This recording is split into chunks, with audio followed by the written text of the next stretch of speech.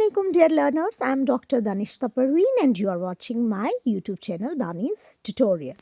आज के ट्यूटोरियल में हम लोगों को क्लास 10th वालों को पढ़ना है fourth of your unit that is entrepreneurial skills. Employability skills हम लोग पढ़ रहे हैं. 3 यूनिट्स हम लोगों ने ऑलरेडी स्कूल में कंप्लीट करे हुए हैं. This is your fourth unit which is entrepreneurial skills. तो ये लास्ट ईयर भी हमने पढ़ा हुआ है क्योंकि एम्प्लॉयबिलिटी स्किल्स आपका रिपीट होता है. जो आपका 9th में होता है वही आपका 10th में भी होता है. यूनिट्स के नाम सेम होते हैं, बस जस्ट एक रिविजन यहाँ पर हम लोगों को थोड़ा सा करना है एंड थोड़ा सा इसमें एडेड होगा. एक टॉपिक इसमें थोड़ा सा ऐड है. ठीक है ना. तो इसके जो सारे नोट्स वगैरह है वो मैं व्हाट्सएप ग्रुप में डाल दूँगी. Please do copy them. ठीक है ना. तो यहाँ पे हम लोग एंटरप्रेन्योरियल स्किल्स में पहले पढ़ेंगे कि what is entrepreneurship. Entrepreneurship is the type of self employment where one is running a business to satisfy the needs of people and looking for ways to make the business better to make profits. So entrepreneurship में एक ऐसे type का business है जहाँ पे एक ऐसी type की सेल्फ एम्प्लॉयमेंट है जहाँ पे एक इंसान क्या करता है, एक इंसान बिजनेस को रन करता है ताकि वो अपनी नीड्स को क्या करेगा, सेटिस्फाई करेगा, लोगों की नीड्स को सेटिस्फाई करेगा एंड उससे वो ढूंढता है. सेटिस्फाई सिर्फ लोगों की नीड्स को करेगा. कोई इंसान काम करेगा फिर सेटिस्फाई करेगा लोगों की नीड्स को, लेकिन उसको क्या फ़ायदा होगा, वो अपना प्रॉफिट भी उसमें से निकालता है, बेटर प्रॉफिट्स निकले. तो इस यूनिट का क्या फोकस है, हम लोग क्यों पढ़ रहे हैं ये एंटरप्रेन्योरशिप. ये तो मतलब कोई इंसान बिजनेस करता है, उससे सेटिस्फाई नीड्स करता है लोगों की और खुद का प्रॉफिट लेता है. लेकिन यहाँ पे हम लोग आपको क्यों पढ़ा रहे, ताकि हम स्टूडेंट्स को क्या करें, एनकरेज करें टू लर्न अबाउट एंटरप्रेन्योरशिप और इसके क्या क्या फंक्शंस है इस बारे में आपको लर्न करना है इस यूनिट में. क्यों लर्न करना है, क्योंकि गॉन आर दोज डेज. पहले आप देखते थे कोई 8th पास होता था, 9th पास होता था, 10th पास होता था तो उनको जॉब्स मिलती थी, गवर्नमेंट जॉब्स मिलती थी, क्योंकि सारे लोग पहले नहीं पढ़ते थे. आजकल के ज़माने में सब पढ़ते हैं. अगर आप कश्मीर की बात करोगे, आप पत्थर मारो किसी को, वो PhD को आ जाएगा जिसने PhD किया होगा. अगर आप पत्थर मारोगे, इतने PhDs हमारे पास है कि पत्थर भी PhD को लग जाएगी. तो इतना सारा जॉब कहाँ से मिलेगा. गवर्नमेंट सेक्टर में कितने ज़्यादा है, कितने ज़्यादा उनको एडजस्ट करा हुआ है. अब गवर्नमेंट जॉब्स ही मिलती नहीं. प्राइवेट सेक्टर हमारा जो है वो उतना ज़्यादा है नहीं और वहाँ पे आपको उतना ज़्यादा अमाउंट ऑफ सैलरी नहीं मिलेगा. सो इट्स बेटर कि आप अपना कुछ करें. ये जो इन वोकेशनल एजुकेशन का फोकस इसी पर है कि एंटरप्रेन्योरशिप पे हम लोग ज़्यादा ध्यान दें. जो मैं क्लास में भी बार बार आपको बताती हूँ कि आपको किसी के आगे हाथ फैलाने की ज़रूरत नहीं है, क्योंकि आप में इतनी स्किल्स हम लोग इनकलकेट करते हैं कि आप अपना छोटा मोटा कुछ कर सकते हो और उसके बाद ही वो क्या हो जाएगा, ग्रो हो जाएगा. क्योंकि अभी आपकी उम्र कम है और पढ़ाई भी बहुत ज़रूरी है. पढ़ाई के साथ साथ ही हम लोग आपको तैयार करते हैं कि आप एटलीस्ट अपने डेली एक्सपेंसेस जितने भी आपको है उनका वो खर्चा आप निकाल सकते हो बाय बिकमिंग एन एंटरप्रेन्योर. ठीक है ना. सो अब एंटरप्रेन्योर में आपको हमने पहले ही पढ़ा है कि ये we have also learned that successful entrepreneurs have the following qualities. Right है ना. 9th में हम लोगों ने इस चीज़ को पढ़ा है. तो सबसे पहली क्वालिटी क्या होनी चाहिए सक्सेसफुल एंटरप्रेन्योर का, they are confident, they believe in themselves and their abilities. उनमें इतनी कॉन्फिडेंस होती है, वो अपने आप में बिलीव करते हैं और अपनी एबिलिटीज़ पे बिलीव करते हैं. सपोज़ मैंने आपको बताया था कि अगर कोई मैंने आपको सिखाया नहीं, अभी आपको जो लास्ट टू लास्ट बैच था उनको मैंने सिखाया हुआ था कि मतलब लाइक एक रेसिपी मैंने आपको बताई, तो मैंने बताया था कि आप इसमें अपना कुछ ऐड के अपनी सिग्नेचर रेसिपी बना सकते हैं एंड फिर होम टू होम आप इसको क्या कर सकते हो, बेच सकते हो. तो उस तरीके से भी आप एंटरप्रेन्योर बन सकते हो. तो कोई भी रेसिपी तो बहुत सारी मैं यूट्यूब पे भी दिखाती हूँ, बहुत सारी रेसिपीज़ आपको, बहुत सारे प्रैक्टिकल्स मैं यूट्यूब पे दिखाती हूँ. उनमें से कोई एक रेसिपी उठा के अगर आप फिर उसको अपनी तरीके से इनोवेट करने की कोशिश करोगे, you can become a successful entrepreneur. Just एक रेसिपी से एक बर्गर का कॉस्ट क्या आता है घर में, अगर हम बर्गर बनाएंगे 10 रुपये का या 15 रुपये का मैक्स टू मैक्स.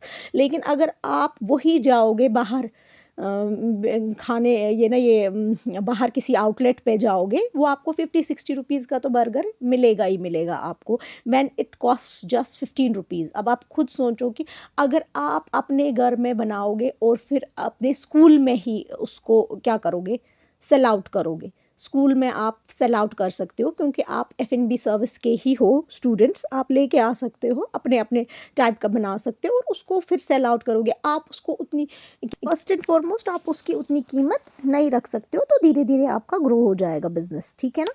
सो पहला अब इसमें है कि क्वालिटीज़ क्या क्या होनी चाहिए एक एंटरप्रेन्योर में। They are confident, they believe in themselves and their abilities, they keep trying new ideas in their business. अपने आइडियाज़ में वो नए नए आइडियाज़ ट्राई करते हैं। सपोज़ मैं कोई एक वीडियो बनाती हूँ फॉर इंस्टेंस, तो मैं हमेशा नया नया कुछ ट्राई करती हूँ। कभी मैं कहती हूँ कि नहीं, बच्चों को टाइम नहीं है उतना कि वो मुझे देखेंगे, तो कभी मैं आवाज़ें ही देती हूँ सिर्फ, कभी मैं कुछ और करती हूँ। अलग अलग मैं आइडियाज़ को भी ट्राई करती हूँ किस तरीके से ये हो सकता है, ठीक है ना। दे आर पेशेंट, उनमें सब्र है। ये नहीं कि पहले दिन ही मैंने किया तो मैं पहले दिन ही कोई ब्रांड बन जाऊं तो सब मेरे से ही खरीदे चीज़ें। They are creative and think differently about business ideas. तो क्रिएटिव होता है, नई नई चीज़ क्रिएट करते हैं वो। They take responsibility for their actions. अगर देखें उनको फेलियर हो जाता है, ये नहीं कि अगर मैंने एक एंटरप्रेन्योर, मैंने कोई बिजनेस स्टार्ट किया, उसके बाद में फेल हो गया तो मेरे को उसमें कुछ नहीं आया, नुकसान हो गया, तो मैं फिर दूसरा कोई चीज़ करूँगी, मैं नीचे अपनी क्या करूँगी, चेंज करूँगी, ठीक है ना। सो वो रिस्पॉन्सिबिलिटी लेते हैं अपने एक्शंस की। They take decisions after thinking about them. They work hard. They don't give up when they face a difficulty. तो ये सारी क्वालिटीज़ किसकी है, एक एंटरप्रेन्योर की। लास्ट ईयर हमने पढ़ा veg employment and self employment क्या होता है। सेल्फ एम्प्लॉयमेंट होता है जब कोई इंसान खुद के लिए एम्प्लॉय करेगा, कोई इंसान अपना कोई बिजनेस करेगा, उसको सेल्फ एम्प्लॉयमेंट कहते हैं। वेज एम्प्लॉयमेंट होता है कि किसी ऑर्गेनाइजेशन के लिए काम करता है और वो वेजेस उसको देता है, या तो वो डेली वेजर होता है या तो वो मंथली वेजर होता है।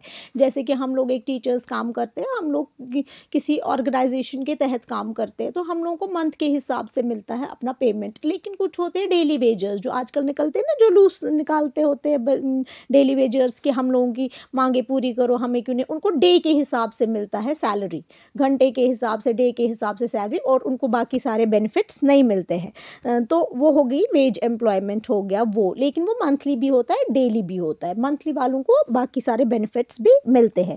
अब सेल्फ एम्प्लॉयमेंट पीपल, अब हम ऐसे पढ़ेंगे डेफिनेशन के हिसाब से। Wage employed people are people who work for a person और एन ऑर्गेनाइजेशन, ठीक है, and get paid for their work.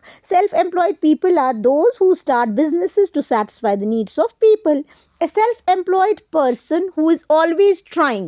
लेकिन जो ये सेल्फ एम्प्लॉयड पीपल होते हैं वो हमेशा ट्राई कर रहे होते हैं और वो हमेशा चाहते हैं कि उनका बिजनेस बेटर हो जाए। वो ये नहीं कहता कि मैं सेल्फ एम्प्लॉयड हूँ, अब मेरा बिजनेस है, मैं 2 पैसे कमा रहा हूँ। वो दूसरे दिन सोचता है कि 2 से मैं 4 पैसे कैसे कमाऊँ, एक्स्ट्रा कैसे कमाऊँ, मैं कैसे प्रॉफिट लाऊँ अपने बिजनेस में। एंड वही जो सेल्फ एम्प्लॉयड पीपल होते हैं जो बिजनेस में रिस्क टेकिंग करने का लेंगे, आइडिया, नए आइडिया ट्राई करेंगे और रिस्क उठाएंगे, उसी को हम क्या कहते हैं, एंटरप्रेन्योर। एंटरप्रेन्योर एक ऐसा बंदा है, एक ऐसा बंदा है जो कि अपने लिए खुद ही काम करता, अपने लिए खुद ही बिजनेस ढूंढता है, सेल्फ एम्प्लॉयड। लेकिन सेल्फ एम्प्लॉयड और एंटरप्रेन्योर में ये फ़र्क है कि एंटरप्रेन्योर जो होता है वो रिस्क टेकिंग करने के लिए तैयार रहता है। वो कहता है कि मैं नयापन, वो कुछ नयापन लाता है अपने ऑलरेडी एग्जिस्टिंग बिजनेस में, वो इनोवेशंस करता है, ठीक है ना। हर बार जैसे शेफ्स होते हैं, शेफ्स जो होते हैं वो बहुत सारी जगहों पे क्या करते हैं, हर डिश को इनोवेट करने की कोशिश करते हैं। जो उन्हें खुद बनाई होती है डिश, उसको इनोवेट करने की कोशिश करते हैं, तो वो एंटरप्रेन्योर्स होते हैं। कुछ शेफ्स जो होते हैं वो किसी ऑर्गेनाइजेशन के तहत काम करते हैं, किसी भी होटल में काम करते हैं, किसी भी जगह। लेकिन जो ये होते हैं ना, जो खुद का ये अपना होटल बनाते हैं और खुद ही पहले शेफ़ होते हैं, फिर वो अपना होटल बनाते हैं, ये ना, ये अपना रेस्टोरेंट खोलते हैं, ठीक है ना। वो क्या करते हैं, वो रिस्क टेक करते हैं, वो अपनी ही डिशेस को क्या करते हैं, हमेशा से वो उनको इनोवेट करते हैं। क्योंकि कितनी बार एक ही चीज़, एक डिश अगर खाने आता है कोई बंदा, वो कहता है कि मैं अब इसको कुछ नयापन लाऊंगा ताकि मुझे और क्या हो जाए, प्रॉफिट हो जाए। And those people who are taking risks and who are doing innovation in their own products, जो भी उन्होंने बनाए होते हैं या जो भी सर्विसेज वो देते हैं, उनमें इनोवेटिव आइडियाज़ लाते हैं, नयापन लाते हैं, उसको हम क्या कहते हैं, एंटरप्रेन्योर, ठीक है ना। सो एंटरप्रेन्योर में हमने एंटरप्रेन्योरशिप की क्वालिटीज़ पढ़ी या एंटरप्रेन्योर इंसान की क्वालिटीज़ पढ़ी। तो ये इतना हमने पढ़ लिया इसमें। हम यहाँ पे पढ़ेंगे कि what do entrepreneurs do when they run their business. जब एंटरप्रेन्योर्स अपना बिजनेस रन करते हैं तो वो क्या करते हैं, वो फुलफिल करते हैं पहले कस्टमर नीड्स को, ठीक है, ज़रूरी है। लोकल मटेरियल का बहुत इस्तेमाल करते हैं, लोकल मटेरियल से कुछ चीज़ें बनाते हैं, हेल्प करते हैं सोसाइटी को। Creation of jobs. अब एक एंटरप्रेन्योर जब अपना ये खोलेगा, सपोज़ मैं शेफ़ हूँ और मैंने अपना रेस्टोरेंट खोला, ठीक है ना। सो पहले पहले जब मैं अपना रेस्टोरेंट खोलूँगी, आई एम सेल्फ एम्प्लॉयड, मैं अपने लिए काम कर रही हूँ। तो अब मैंने इस पे कोई रेसिपी अपनी डाल दी। अब ये भी कोई भी रेसिपी मैंने ट्राई किया वहाँ पे, और मेरे को धीरे धीरे लोग आने लगे मेरी तरफ से, ठीक है ना। सो अब जब मेरा बिजनेस, अब जब मैंने इसमें इनोवेशन की, मैंने रिस्क टेकिंग लिया, ये सारी चीज़ें, अब मैं क्या बन गई, एंटरप्रेन्योर। अब एंटरप्रेन्योर बन के पहले मैं सब कुछ खुद ही कर रही हूँ, मतलब मैं ले भी रही हूँ, मैं शेफ़ भी खुद ही हूँ, मैंने बना के रखा पहले पहले, और फिर मैं सर्विस भी खुद ही कर रही हूँ, ये सारी चीज़ें। लेकिन जब मेरा बिजनेस धीरे धीरे ग्रो हो जाएगा और मैं एक सक्सेसफुल एंटरप्रेन्योर बनूँगी, तो मैं क्या करूँगी, मैं अब शेफ़ हूँ, खुद मैं बनाऊँगी। धीरे धीरे मैं ऐड करूँगी एम्प्लॉयज़ को, मैं सर्विस के लिए एक लूँगी, मैं थोड़ा अपनी स्पेस जो बढ़ाऊँगी, मैं रिसेप्शन पे एक को, जैसे हमने डिपार्टमेंट्स पढ़े हैं सारे, तो रिसेप्शन पे मैं रखूँगी एक बंदे को, एक को मैं रखूँगी बेल बॉय बना के, जो आएगा, जो वेलकम करेंगे, है ना। तो ऐसे क्या करूँगी मैं, क्रिएशन ऑफ जॉब्स करूँगी, एंड शेयरिंग ऑफ वेल्थ उसी के साथ साथ हो जाएगा। जो भी मैं कमाऊँगी, उनको तो पैसे भी देने हैं ना काम करने के लिए, लेकिन मेरा बिजनेस भी ग्रो हुआ होगा और मैं सक्सेसफुल एंटरप्रेन्योर बन चुकी होंगी, तब मैं ये जाके करूँगी। And lower price of products. सबसे पहले हम लोग क्या करते हैं, लोअर प्राइस ऑफ प्रोडक्ट्स रखते हैं। हमेशा हमें ये करना है कि, क्योंकि अगर कोई ब्रांड होगा, KFC की चिकन है और मैंने अपना एक रोस्ट चिकन बना लिया फॉर इंस्टेंस, मेरी रेसिपी, तो पहले मुझे कौन आएगा, मैंने रखा दानीज रोस्ट चिकन नाम फॉर इंस्टेंस अपने चिकन का, लेकिन आएगा कौन, पहले पहले कुछ लोग आएंगे कम कम। तो पहले पहले मैं क्या, कैसे लोगों को अट्रैक्ट करूँगी, मैं पहले बहुत प्राइस कम रखूँगी कंपेयर टू जो KFC चिकन है। धीरे धीरे मैं उसको बढ़ा सकती हूँ, धीरे धीरे बढ़ा सकती हूँ, मतलब लाइक इतना नहीं कि मैं उसको अब 200 की चिकन को मैं 10-1000 बनाऊँगी, नो, 1000 भी नहीं बनाना है, वैसा भी नहीं करना है। आपको अपना क्वालिटी मेंटेन रखना है, प्राइस फिर आप बढ़ा सकते हो। पहले पहले आप उतना ही प्राइस रख सकते हो जितना आपको खर्चा उस पे हो गया, क्योंकि पहले पहले साल में आपको उतना ज़्यादा प्रॉफिट नहीं होगा, लॉस भी नहीं होना है, लॉस भी नहीं करना है कि आप 10 रुपए की आपको तैयार हो जाएगी चीज़, तो आप उसको 5 ही रुपए में बेचोगे, नहीं। आपको अपना खर्चा निकलना चाहिए, अपना सारा जो आपका, ये वाली चीज़ें भी आपके खर्चे, लाइक रेस्टोरेंट में आपको रेंट देना होगा, इलेक्ट्रिसिटी का, ये सारे उठा के, ये नहीं कि आपको 15 रुपए ही लग गए बर्गर में, तो फिर आप उसका एक प्राइस ऐसा सेट करोगे, कॉस्टिंग करनी है आपको, तो वो आपको फिर वहाँ पे आ जाएगा। क्योंकि अभी आपकी एज उतनी ज़्यादा नहीं है कि अभी आपको ये सारी चीज़ें भी पढ़ाएंगे कि कैसे कॉस्टिंग करनी है, क्या करनी है। तो धीरे धीरे जब आप ये सारी चीज़ें करोगे, तो उस टाइम पे आपको पता चल जाएगा किस तरीके से क्या करना है। So this was all in today's session. See you soon, फी अमान अल्लाह, बाय ऑफ नाउ।